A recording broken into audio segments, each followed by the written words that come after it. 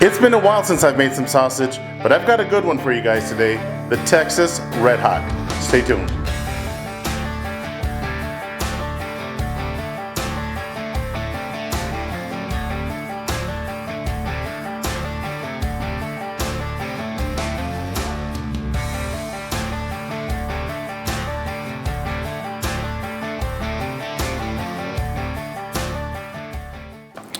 Alright, so I'm starting with some brisket trim, and as you can see, it does have quite a bit of fat. I am going to be trimming a lot of that fat off, and then we'll get a weight on it.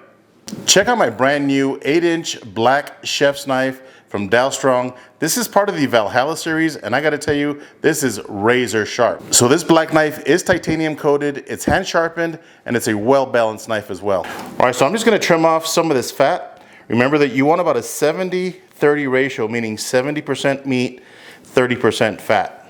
So I'm just going to trim off some of this fat. Now this meat right here is partially frozen, and I can't stress that enough. Anytime that you're making sausage, you want to make sure your meat is ice cold.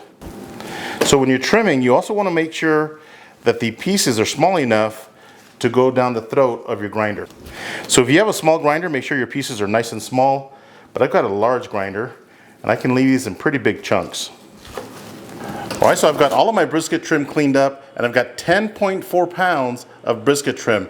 Now when you're weighing meat, don't forget to weigh the tubs if you're using a tub. This tub right here weighs 2.86 pounds, but again, I've got 10.4 pounds of brisket trim.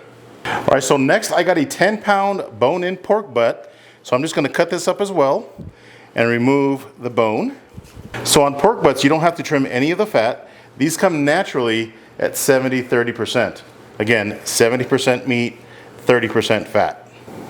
Alright, so I've got my pork butt cut up, and I ended up with 8.9 pounds of pork and 10.4 pounds of beef, totaling 19.3 pounds of meat. So I'm going to pop this in my freezer for about an hour. Meanwhile, I'm going to weigh out my spices. Stay tuned. Alright, so I've got all of my ingredients weighed out. Remember that we started with 19.3 pounds of meat. All I did to convert that to grams is multiply 19.3 pounds times 454, and the reason for that is there's 454 grams in a pound of meat. So that gives us 8,762 grams of meat.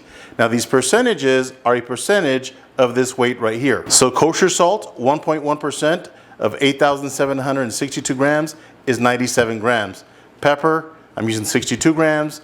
Garlic powder, 53 grams. Onion powder, 53 grams. Smoked paprika, that's going to give us that nice red color, 105 grams. Cayenne pepper, going to give us a little bit of heat, 53 grams. Mustard seed, 62 grams. Milk powder, that's used as a binder, 105 grams. And curing salt is always the same, 0.25 of the total weight. In this case, it's 21.9 grams. All right, time to grind some meat. So a quick pro tip is don't over tighten this nut right here, because you put a lot of pressure on the grinding components on the inside. So when you tighten it up, just snug like that. Don't lay into it. Just nice and snug like that. So I just took the meat out of the freezer and it's ice cold. And I am going to be using a foot pedal switch to operate my grinder. So here we go. Remember to never start your grinder dry. Always put some meat in the hopper there.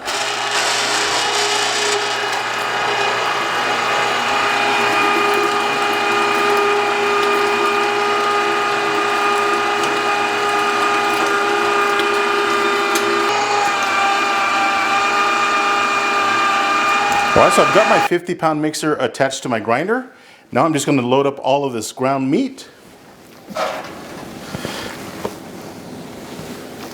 So you can definitely mix this meat with your hands, but trust me, it's a lot of work. Having this mixer really saves a lot of time and energy. Alright, so next I'm going to add some water. Now the rule of thumb is 10%. Now this is 10%, which is almost a quart of water, 876 grams. I don't like to add that much water, so I'm going to add about half, which is again 10%, so I'm going to add about 5%. So I added about 2 cups of water. If I feel that it needs more water, I will add it as I go. Alright, so I'm going to start up my mixer. And I'm going to slowly add our seasonings.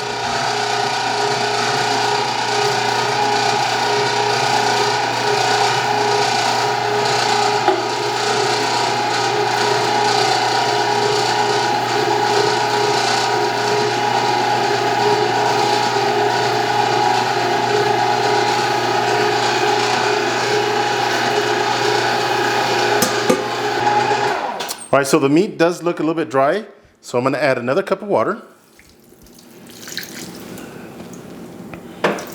Just like that. I'm gonna mix this for about 10 minutes.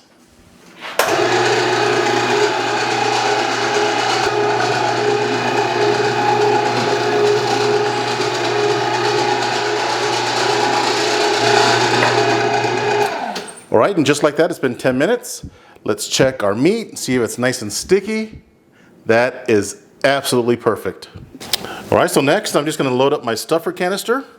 Make sure when you load it that you pack it in there really nice and tight and try to avoid some air pockets.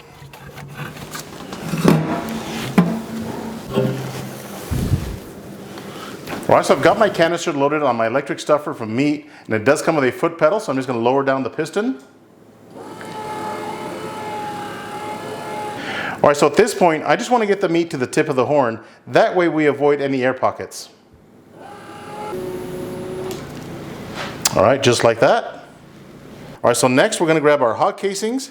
Now these have been in warm water for about an hour and a half, and I did add a little bit of baking soda. That makes them really nice and slick.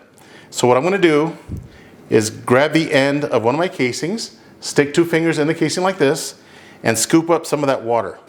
So adding a little bit of water into your casing is going to allow the casing to slide nicely over the horn.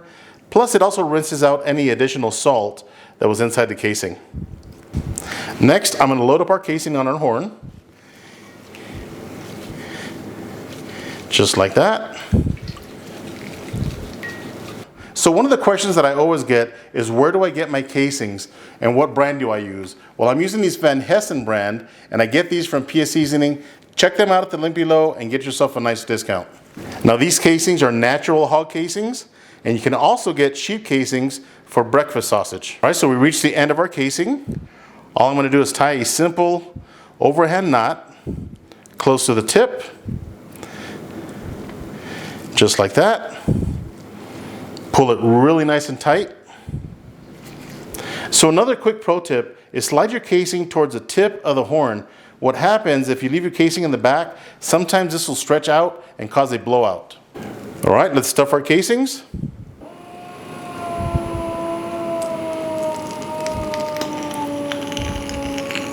You want them nice and tight, not too loose.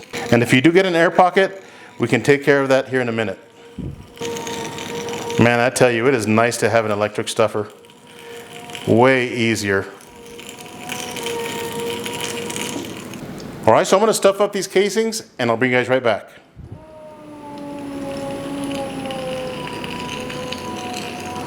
All right, so I've got all of my sausage cased up. Now it's time to twist the sausages, and I do have my tray marked here at 7 inches. Now, what I like to do is measure the sausage about 7 inches, and I pinch right here. Now the first sausage, I'm going to go ahead and twist it, but at the same time, remember that even though I started with a 7-inch sausage, once I twist this, it'll probably be 6.5, maybe even 6 inches. So I'm just going to twist the first one, get it nice and tight, just like that.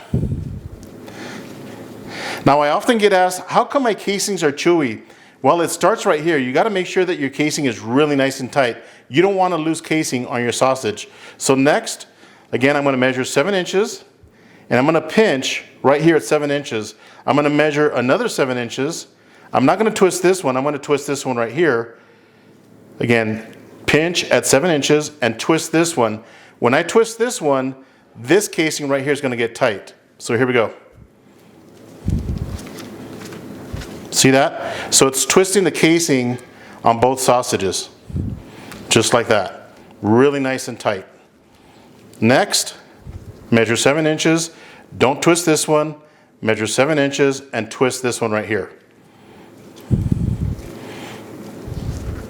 Just like that.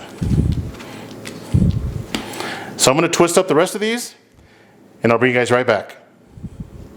All right, so I've got all of my sausages twisted up. Next step is I'm going to pop these in my fridge overnight for 2 reasons. Number 1, I want that sodium nitrite, which is the curing salt that we use, to convert to nitric oxide.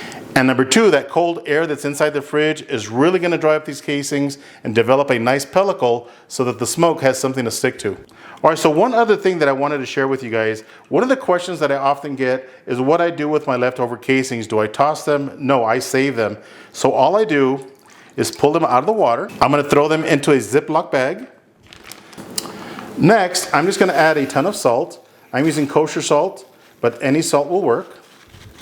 Just like that. Take the air out of your Ziploc bag. Just like that. Mix up the salt. So now you can toss these casings into your fridge and use them the next time you make sausage.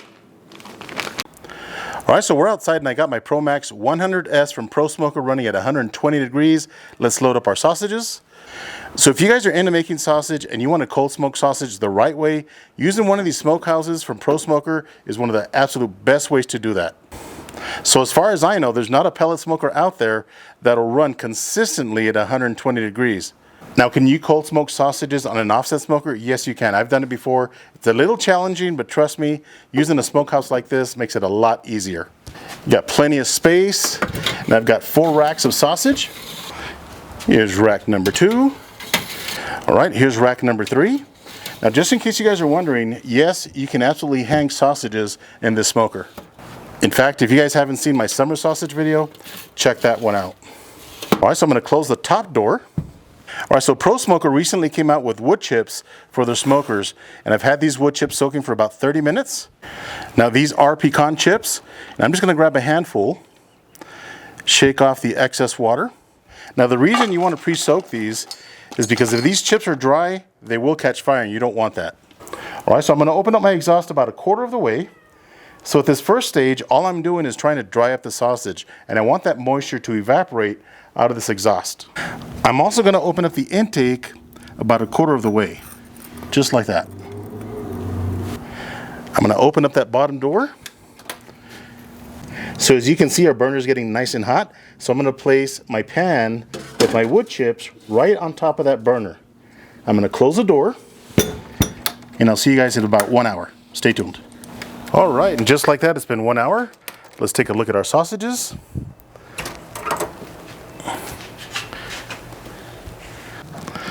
All right, so far so good. These sausages are looking really nice. So let's shut the door and check on our wood chips. Now be very careful when you grab that pan because it is really hot. All right, so we still got a little bit of wood there. So I'm just gonna toss this back on the burner, let that finish burning. So just a quick tip on those wood chips. Once they're completely burned, take out the pan and set it aside. You don't want to leave the ashes in that pan because it might give the sausages a better taste. So for the next hour, I'm going to crank up the temperature to 170 degrees, just like that. So I will see you guys in 1 hour. Stay tuned. All right, so I let another 1.5 hours go by instead of the 1 hour. So we are at the 2.5 hour mark. Let's take a look at our sausages. Now at the 2 hour mark, I did add another handful of wood chips. We got plenty of smoke, as you can see. And these sausages are looking fantastic. Got a nice red color.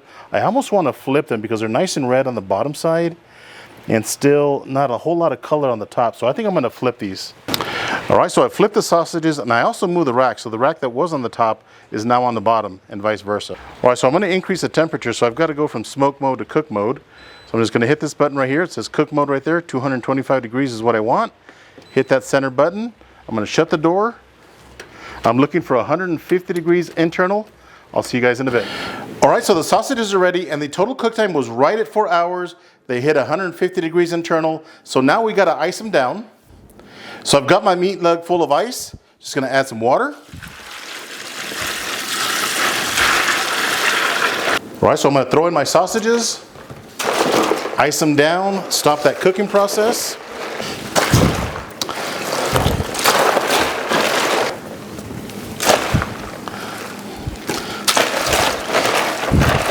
So one of the questions that I often get is how come your sausages are nice and snappy and mine aren't? I gotta tell you, if you're skipping any of these steps that I've shown you guys on this video, that could be your problem. All right, so at this point, I'm just gonna let these sausages chill for about 15 minutes. I'm also gonna be separating the links. Just take some scissors and cut right in between the casing, and I'll bring you guys right back. All right, so the sausages are nice and cool. I've got my Lone Star grills fired up and running at 225 degrees, and I'm gonna be using smoking pecan pellets. Since I use pecan wood chips, I'm gonna follow that up with some smoking pecan pellets. So let's load up these sausages.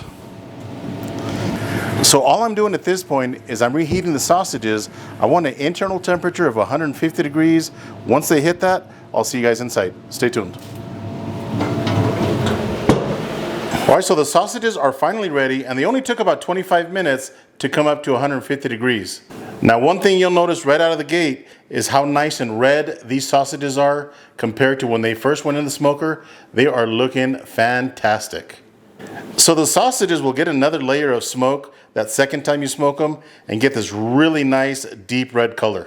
All right, let's do that snap test. Oh yeah, like an apple. Got some nice bind on there, nice and juicy. These are going to be good. Let's give them a taste. I mean, look at these beauties. Nice red color, nice and plump. Let's give it the old snap test. Here we go. Man, I gotta tell you, these Texas Red Hots are amazing. So I sliced this sausage just so you guys can see the texture of the sausage. Got a nice bind, and again, that casing is nice and snappy. The smoke flavor from those pecan wood chips is absolutely delicious. Got plenty of mustard seed. This sausage is a home run. So at this point, I'm just gonna vacuum seal the other sausages that are still in the ice bath. I'll freeze them, I'll thaw them out, re-smoke them, and I guarantee you they're gonna be just as good. I hope you guys enjoyed this Texas Red Hot sausage recipe. If this is your first time to my channel, do me a favor, hit that subscribe button. And if you enjoyed this video, give me a thumbs up. Until next time, Joe with Smokin Joe's Pet BBQ. See ya.